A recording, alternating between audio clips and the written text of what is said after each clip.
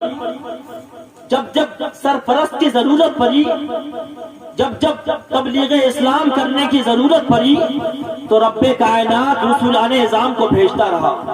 انبیاء اکرام کو بھیجتا رہا، پیغمبران اسلام کو بھیجتا رہا۔ حضرات گرامی، جب پوری دنیا کفر و شرک میں پھنسی ہوئی تھی، جب پوری دنیا باطلان خدا کے سامنے اپنے سر کو ٹیک رہی تھی، جب پوری دنیا باطلان خدا کے سامنے سجدہ کر رہی تھی، تب اللہ رب العزت نے اپنے پیارے محبوب کو اس وقت بھیجا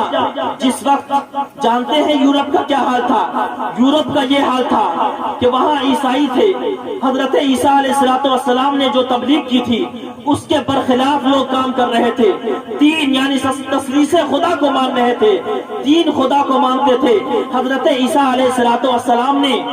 جب تبلیغ کی تو ایک خدا کی دعوت دی، کہا اے میرے امتیوں سنو، اے میری قوم سنو،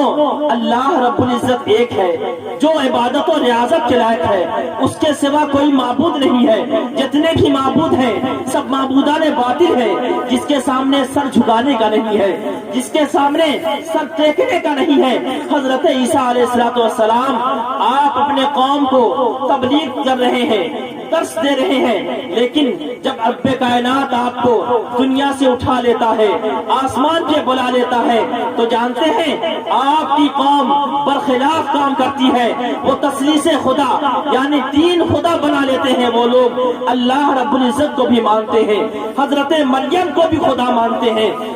اور حضرت عیسیٰ علیہ السلام کو بھی خدا مانتے ہیں۔ حضرات گرامی، ایران جو بہت بڑا ملک رہتا ہے، بہت بڑی سلطنت رہتی ہے، اس وقت وہاں کا یہ حال تھا کہ وہاں کے لوگ بت پرستی کرتے تھے، بت کی پوجا کرتے تھے، آگ کی پوجا کرتے تھے۔ حضرات گرامی، مصر جو بہت فیمس شہر ہے، اس کا یہ حال تھا جب سرکار تشریف نہیں لائے تھے تو اس کا یہ حال تھا کہ وہاں کے لوگ حضرت عزیر علیہ السلام کی پوجا کیا کرتے تھے، آپ کا مجسمہ بنا کر، آپ کا پتلا بنا کر وہ لوگ آپ کے سامنے سر جھکاتے تھے۔ برادران ملت اسلامیہ، اگر سب سے گھٹیا رسومات، سب سے گھٹیا طریقہ کہیں کا تھا تو وہ عرب کا طریقہ تھا۔ عرب کا طریقہ یہ تھا کہ لوگ دوسروں کو شراب پلانا سخاوت اور فیاضی سمجھتے تھے، زنا کرنا عام بات تھا، لوگ خوشی بخوشی کرتے تھے، رقص اور ناچ کرتے تھے، لوگ ڈھول باجے بجاتے تھے۔ ارے عرب کا تو یہ حال تھا کہ عرب میں بچیوں کو، لڑکیوں کو درگور کر دیا جاتا تھا، زندہ درگور کر دیا جاتا تھا، اس کے گلے کو زندہ لڑکی کو زندہ مار دیا جاتا تھا، اس کے گلے کو داب دیا جاتا تھا۔ عرب کا بہت خراب ماحول تھا، کفار قریش کا یہ حال تھا، وہ یہ سوچتے تھے کہ اگر میری بیٹی رہے گی، اگر میری شہزادی رہے گی تو ہو سکے کوئی میرا داماد بن جائے، وہ میرے سر کا بوجھ بن جائے، اس وجہ کر وہ اپنے بیٹی کو درگور کر دیا کرتے تھے۔ یہ بھی وجہ تھی کہ جب ان کی قوم شکست کھا جاتی تھی تو ظاہر سی بات ہے جو عورتیں ہوتی ان کو بھی قید کر لیا جاتا تھا، تو ان کو یہ بھی ڈر تھا کہ کہیں میری بیٹی قید نہ ہو جائے، مجھے شکست ملنے کے بعد میری بیٹی کو میرے جو برخلاف ہے، جو جنگی ہے، میرے برخلاف جنگ لڑ رہے ہیں، کہیں ایسا نہ ہو کہ میرے بیٹی کے ساتھ قید کر کے ان سے زنا کرے۔ حضرات گرامی، وہاں قلت ملکیت کی وجہ کر، کم مال ہونے کی وجہ کر اپنے بیٹیوں کو، اپنے اولاد کو درگور کر دیتے تھے، لیکن جب مصطفیٰ جان رحمت اس پاک دانے گیتی پہ تشریف لائے تو بیٹیوں کو بھی امان مل گیا، عورتوں کو بھی امان مل گیا۔ عورتوں کا یہ حال تھا، شادی شدہ عورتوں کا یہ حال تھا کہ اس کا شوہر جب مر جاتا تھا تو اس کے ساتھ اس کا بیٹا شادی کرتا تھا، اگر بیٹا شادی نہیں کر پاتا تو اسے مہر کے مثل جو ہے اسے بازار میں بیچ دیا کرتا تھا۔ یہ عام طور سے یہ رسومات چلتے تھے۔ لڑکیوں کو جب درگور کر دیا جاتا تھا، جب اس کا باپ جب اس لڑکی کو لے جاتا تھا درگور کرنے کے لیے تو ماں کچھ نہیں بولتی، ماں کو بولنے کا حق نہیں تھا۔ عرب کا یہ رسم تھا، طریقہ تھا کہ یہ لڑکی کو اگر اس کا باپ لے جا رہا درگور کرنے کے لیے، زندہ درگور کرنے، زندہ مارنے کے لیے، تو اس کی ماں اسے روک نہیں سکتی ہے، اس بچے کو جانے دی برادران ملت اسلامیہ، اس بچے کو روک نہیں سکتی ہے۔ اگر اس بچے کو اس کی ماں روکی تو اس ماں کو بھی درگور کر دیا جائے گا۔ حضرات گرامی، ایسے ماحول میں کفر و شرک کا بلبلہ تھا، لوگ 360 بتوں کی پوجا کر رہے تھے، یہاں تک کہ کعبہ شریف جو خانہ خدا تھا، کعبہ شریف میں 360 معبودان باطل کے بت، معبودان باطل کو نصب کر دیا گیا تھا۔ اس وقت سرکار مدینہ صلی اللہ تعالی علیہ وسلم کو رب کائنات نے اس پاک دانے گیتی پہ بھیجا۔ جب رب کا محبوب اس پاک دانے گیتی پہ تشریف لایا تو تاریکیاں چھٹ گئی اور ہر طرف اجالا ہی اجالا ہو گیا، لڑکیوں کو بھی امان مل گیا، عورتوں کو بھی امان مل گیا، کمزوروں کو طاقت مل گئی اور بے کسوں کی بے کسی بھی دیکھی گئی۔ سرکار جب آئے اس دنیا میں تو سرکار مدینہ صلی اللہ تعالی علیہ وسلم کی وجہ کر ہر کسی کو آزادی مل گئی اور پیغام اسلام کے بعد ہر کوئی مشرف با اسلام ہونے لگا۔ نعرہ تکبیر، نعرہ رسالت، نعرہ حیدری، فیضان حضور اشرف الاولیاء، نعرہ تکبیر، نعرہ رسالت۔ ہو سکے میری بات آپ لوگوں میں سے بہت سارے کو سمجھ میں نہیں آتی ہوگی، اس لیے میں آرام سے بول رہا ہوں۔ حضرات گرامی، رب کائنات نے ارشاد فرمایا وَبَشِّرِ الْمُؤْمِنِينَ بِأَنَّ لَهُمْ مِنَ اللَّهِ فَضْلًا كَبِيرًا،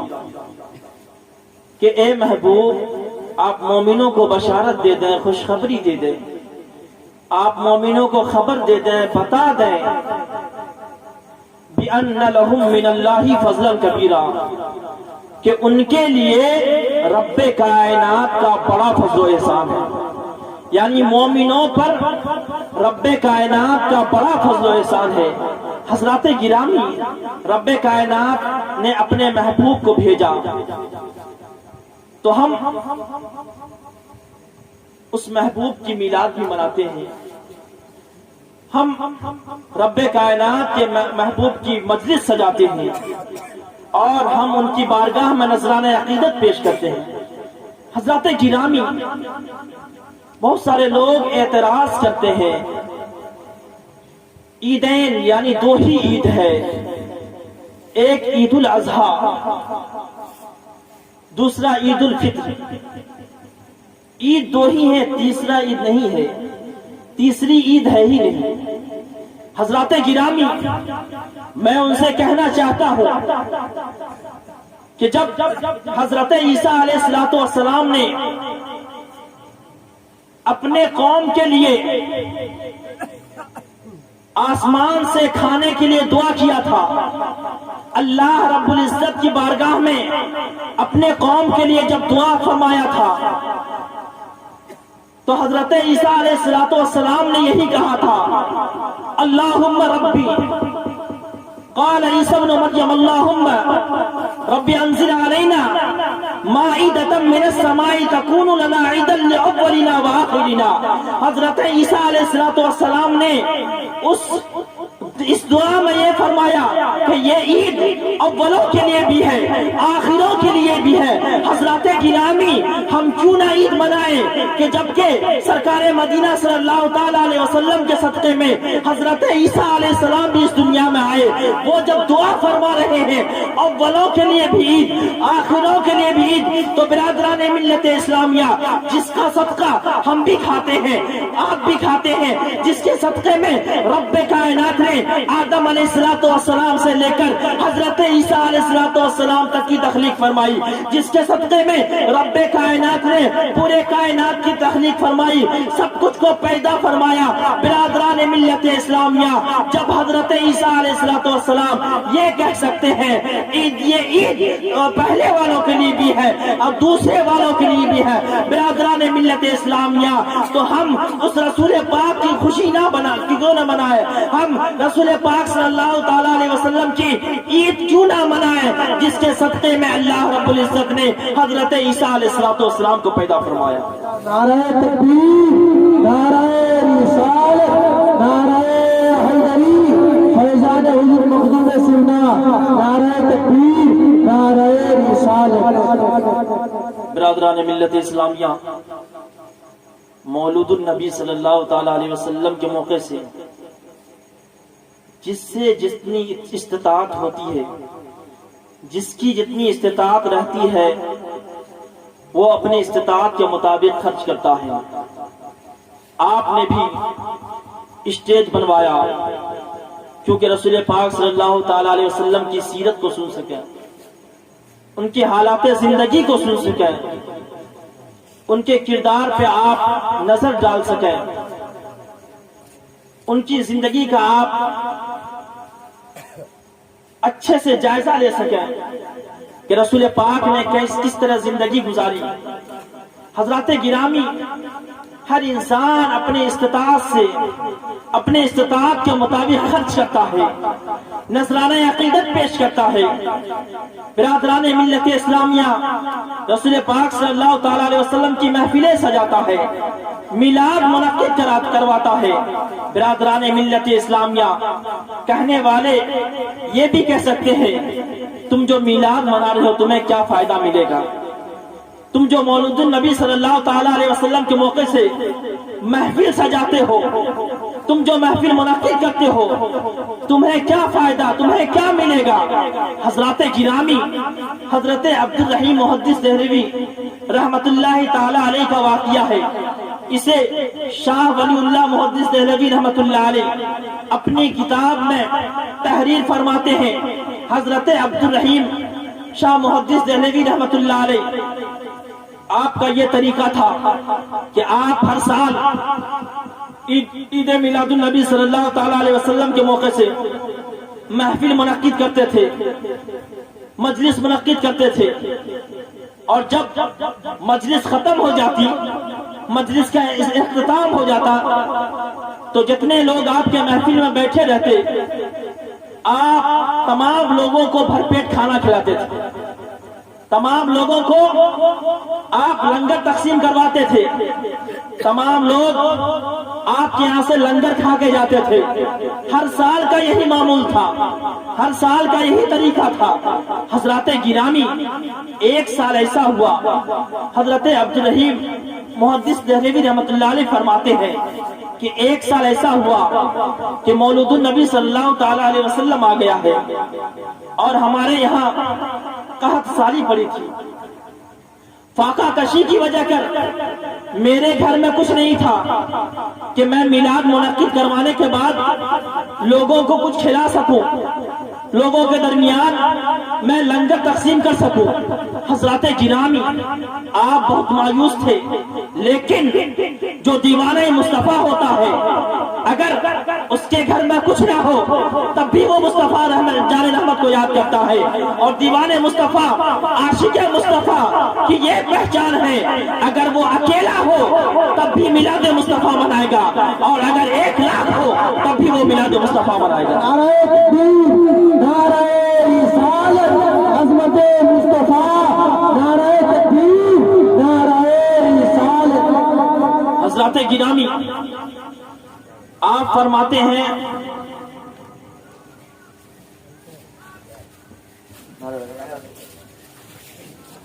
نعرہ تکبیر۔ ایک بار سب مل کر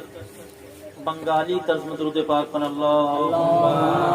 صلی علی سیدنا مولانا محمد وعلی آلہ سیدنا مولانا محمد۔ حضرات گرامی، یہ ہماری اور آپ کی بہت بڑی خوش نصیبی ہے کہ ہمارے درمیان نبی رائے حضور اشرف الاولیاء، شہزادہ حضور تاج الاولیاء، پیر طریقت، رہبر راہ شریعت، حضرت علامہ مولانا سید شاہ معاذ اشرف الاشرف الجیلانی صاحب اللہ جلوہ فرما ہے۔ حضرات گرامی، بس میں آپ لوگوں کا مختصر سبق لوں گا. حضرات، رب کائنات نے ارشاد فرمایا وَبَشِّرِ الْمُؤْمِنِينَ بِأَنَّ لَهُم مِّنَ اللَّهِ فَضْلًا كَبِيرًا. اے محبوب، آپ مومنوں کو بشارت دے دیں، خوشخبری دے دیں. آپ مومنوں کو خبر دے دیں، بتا دیں کہ مومنوں پر، مومنوں کے لیے اللہ رب العزت کا بڑا فضل و احسان ہے. اللہ رب العزت کی بڑی عطا ہے، نوازشات ہے. حضرات گرامی، رسول پاک صلی اللہ تعالی علیہ وسلم کی زندگی کو دیکھیں، ان کی سیرت کو دیکھیں، ان کے کردار کو دیکھیں تو برادران ملت اسلامیہ، اگر کسی کے زندگی کو آئیڈیل بنانا ہو اور آئیڈیل بنانے کی ضرورت پڑے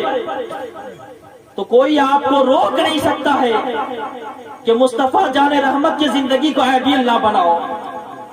مصطفیٰ جان رحمت کی فرما برداری نہ کرو. بلکہ کہنے والا یہی کہے گا کہ اگر تم کسی کی زندگی کو آئیڈیل بنانا چاہتے ہو، کسی کے راہ پر چلنا چاہتے ہو تو مصطفیٰ جان رحمت کی زندگی کو آئیڈیل بناؤ، مصطفیٰ جان رحمت کی سیرت کو پڑھو. سنت مصطفیٰ کو جب تم ادا کرنے لگو گے، جب سنت مصطفیٰ کے مطابق چلنے لگو گے، جب تمہارا ہر فعل، ہر عمل سنت مصطفیٰ کے مطابق ہونے لگے گا تو یوں سمجھ لو کہ تم دنیا میں بھی کامیاب ہو جاؤ گے اور آخرت میں بھی کامیاب ہو جاؤ گے. حضرات گرامی، رب کائنات نے ساری کائنات نے کے لیے رحمت بنا کر بھیجا. آپ امام الانبیاء ہیں، آپ کو کسی چیز کی تکلیف نہ تھی، آپ بیٹھے رہتے، سب کام ہوتا رہتا. حضرات گرامی، میں آپ کے کردار کے بارے میں، آپ کے سیرت کے بارے میں، آپ کے اخلاق کے بارے میں ایک دو واقعات بس بیان کر کے میں رخصت ہو جاؤں گا. آپ کا اخلاق اتنا عمدہ تھا، آپ کی سیرت اتنی بہتر تھی کہ حضرت انس رضی اللہ تعالیٰ عنہ فرماتے ہیں کہ میں مسلسل 10 سال تک سرکار کی خدمت میں رہا اور سرکار مدینہ صلی اللہ تعالیٰ علیہ وسلم کی خدمت میں ہمیشہ حاضر رہتا تھا. اگر مجھ سے کوئی غلطی ہو جاتی، میں کسی سامان کو ادھر سے ادھر رکھ دیتا تھا تو سرکار کبھی غصہ نہیں ہوتے تھے، مجھے کبھی ڈانٹتے نہیں تھے. مگر ایک دن ایسا ہوا کہ میں سوچا کہ سرکار مجھے ڈانٹتے نہیں ہیں، امام الانبیاء ہیں، رحمت دو عالم ہے، مجھے کچھ بولتے نہیں ہیں. ارے میری خوش نصیبی ہوگی کہ سرکار مجھ پر کبھی گرم ہو جائے، مجھ پر کبھی غصہ کریں، مجھے کبھی اپنا جلال دکھائیں. حضرات گرامی، حضرت انس فرماتے ہیں سرکار نے مجھے کسی وجہ کر کہیں بھیجا، کسی ضرورت کے تحت مجھے بھیجا. میں گیا، جانے کے بعد میں جب لوٹنے لگا تو کھیل تماشا ہو رہا تھا. میں اس تماشے کو دیکھنے کے لیے بے قرار رہا اور دیکھتے دیکھتے میں وہیں پہ کھڑا رہا. حضرات گرامی، حضرت انس فرماتے ہیں کہ بہت لیٹ ہو گیا تو خود سرکار مدینہ صلی اللہ تعالی علیہ وسلم آپ تشریف لاتے ہیں. تشریف لانے کے بعد حضرت انس رضی اللہ تعالی عنہ کے کاندھے پہ آپ اپنا دست مبارک رکھتے ہیں. حضرت انس فرماتے ہیں میں اس کھیل کو دیکھنے میں اتنا مغ ہو گیا تھا کہ مجھے پتا نہیں چلا یہ کس کا ہاتھ ہے، لیکن جب اس دست مبارک کی ٹھنڈک میرے کاندھے پہ پڑی تو میں سمجھ گیا یہ کسی دوسرے کا ہاتھ نہیں ہے بلکہ یہ سرکار دو عالم صلی اللہ تعالی علیہ وسلم کا ہاتھ ہے. آپ جیسے ہی پلٹ کر دیکھتے ہیں تو واقعی سرکار مدینہ صلی اللہ تعالی علیہ وسلم آپ کے سامنے کھڑے ہیں. آپ ڈر جاتے ہیں، ایسا نہ ہو سرکار ہمیں کچھ بولے، سرکار ہمیں ڈانٹے. حضرات گرامی، سرکار مدینہ صلی اللہ تعالی علیہ وسلم نہ تو آپ کو ڈانٹا اور نہ تو آپ پہ غصہ کیا. برادران ملت اسلامیہ، حضرت ابو مسعود رضی اللہ تعالیٰ عنہ فرماتے ہیں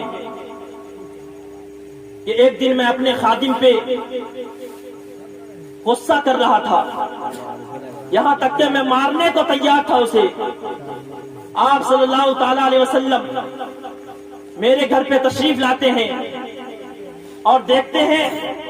کہ ابو مسعود اپنے خادم پہ بہت غصہ ہے، یہاں تک کہ مارنے کو تیار ہے۔ ہر آقا کو اپنے غلام پہ اتنا ضرور یہ طاقت رہتا ہے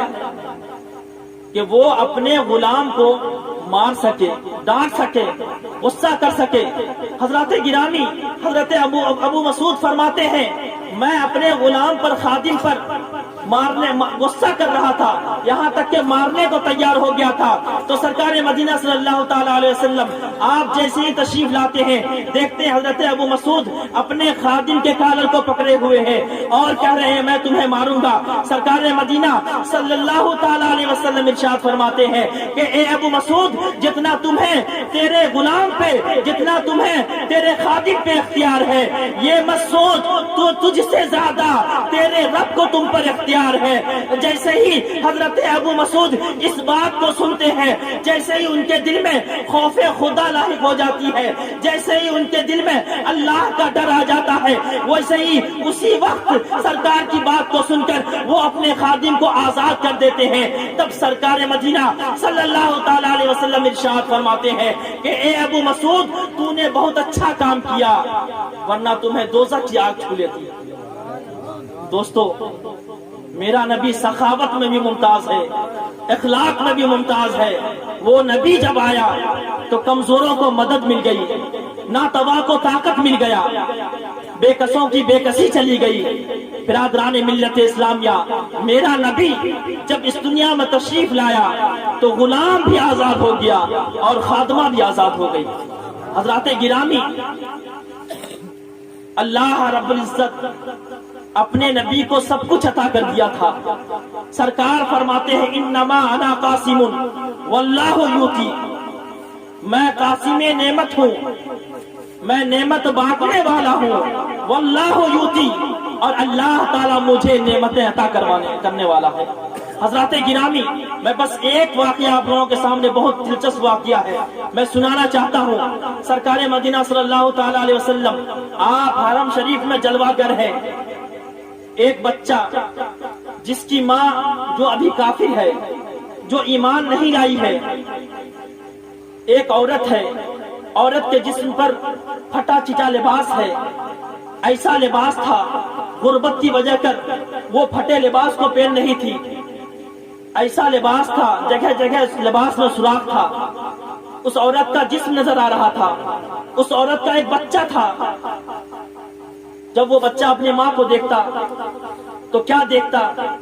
کہ اس کا جسم نظر آ رہا ہے۔ ظاہر سی بات ہے، جب میری ماں کو کوئی دوسرا شخص دیکھتا ہوگا، کوئی مرد دیکھتا ہوگا تو میری ماں کا جسم نظر آتا ہوگا۔ حضرات گرامی، اس بچے کو رہا نہیں گیا، وہ بچہ اپنی ماں سے اجازت دیتا ہے کہ اے میری ماں، اے میری پیاری امی، میرا ایک چچا ہے جو مالدار ہے، تو اسے بخوبی جانتی ہے، ہو سکے وہ میری مدد کر سکے، ہو سکے وہ میرا ہیلپ کر سکے، میں اس کے پاس جا کر اپنے دست کو دراز کروں گا، اپنے دامن کو پھیلاؤں گا۔ حضرات گرامی، اس بچے کی ماں منع کرتی ہے، لیکن بچہ کہتا ہے ایک بار موقع دو۔ وہ بچہ جب جاتا ہے اپنے چچا کے پاس جاتا ہے، چچا کے پاس بہت مال و دولت ہے، وہ چچا انکار کر جاتا ہے، اپنے چچا کو اپنی کیفیت، اپنی حالت بتاتا ہے، اس کا چچا انکار کر جاتا ہے، کہتا ہے تمہیں میں کچھ تمہاری مدد نہیں کر سکتا، تمہاری ہیلپ نہیں کر سکتا۔ وہ بچہ روتا ہوا اپنی ماں کی طرف لوٹتا ہے، لیکن درمیان میں ایک شخص ملتا ہے، کہتا ہے اے میرے بیٹے، تمہیں کیا ہو گیا ہے، تم کیوں رو رہے ہو، تم کیوں گھبرائے ہوئے ہو؟ وہ بچہ بولتا ہے کہ میرے ماں پر غربت کا لباس جو ہے وہ پھٹا ہوا ہے، جس کی وجہ کر میری ماں کا جسم نظر آتا ہے۔ حضرات گرامی، وہ ملنے والا شخص اس بچے سے کہتا ہے جا حرم شریف میں ایک محمد نام کا شخص بیٹھا ہوا ہے۔ حضرات گرامی، कुफार कुरैश को भी यकीन था, काफिरों को भी यकीन था, जिसकी कोई मदद नहीं कर सकता, जिसकी कोई हेल्प नहीं कर सकता, वो जो किसी की जिसकी कोई हेल्प नहीं कर सकता, जिसकी कोई मदद नहीं कर सकता है, लेकिन एक बंदाए खुदा जरूर उसकी मदद कर सकता है, उसका नाम मोहम्मद रसूलुल्लाह है। हजरत गिरामी जब वो शख्स उस बच्चे को बताता है कि जा फला जगह यानी हरम शरीफ में मोहम्मद बैठे हैं, वो अपनी माँ के पास आता है, आने के बाद बोलता है ए मेरी अम्मी जान एक और मौका दो, वो मोहम्मद जिसके बारे में हम और आप सुनते हो कि वो तबलीग दीन करता है, एक खुदा की दावत देता है, बातिलाने माबूद को वो बरहक नहीं करता है, वो कहता है ये खुदा नहीं है, ये माबूद नहीं है। हजरत गिरामी उसकी माँ इजाजत नहीं देना चाहती है, लेकिन शरायत पेश कर देती है कि उसकी बात को मत सुनना, उसके कलाम को मत सुनना, उसके सोहबत में मत बैठना, अगर तुम्हें मदद लेनी है ठीक है जा। जब उसकी माँ इजाजत दे देती है तो बच्चा जाता है, जाने के बाद सरकार मदीना सल्लल्लाहु ताला अलैहि वसल्लम को अपनी कहानी सुनाता है, अपनी हालात सुनाता है, अपनी कैफियत सुनाता है